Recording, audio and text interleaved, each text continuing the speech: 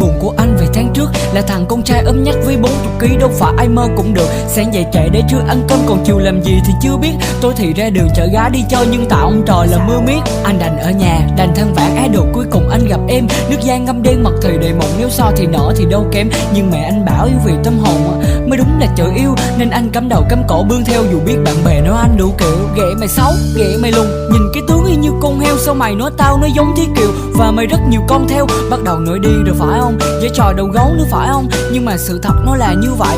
Anh đâu chơi trò vu khống, nhưng mà khổ nổi là anh yêu em. Anh đâu lo miệng đời, chỉ là đôi khi làm biến nhắn tin, nên anh giả bộ mất công chuyện rồi để em chờ đợi.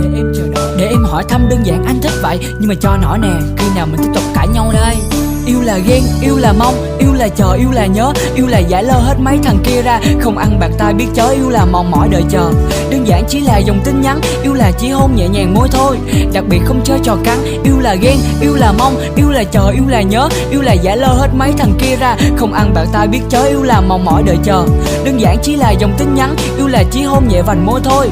Đặc biệt không chơi trò cắn nha. Học hành siêng năng cuối cùng anh cũng thất nghiệp. Chỉ có yêu em là đủ điều kiện để mà anh đủ điểm tác nghiệp. Anh ráng đuổi kịp với mấy thằng kia là phải đi tay ga đầu. Nhưng mà mỗi lần đứng trước nhà em bị chó nói dí đạp xe không nổ. Em bảo gì anh cũng nghe, em nói gì anh cũng làm hết. Dù có nhảy vô dầu sâu lửa bỏng thì nguyện vì em anh cũng chết. Nhưng anh chỉ xin một điều đơn giản thôi, là đừng bao giờ bàn chuyện cưới nhau vì tiền đám cưới không có thối. Tính anh hay hài và ít quan tâm, những lúc thế này chỉ muốn thời gian nó trôi thật chậm.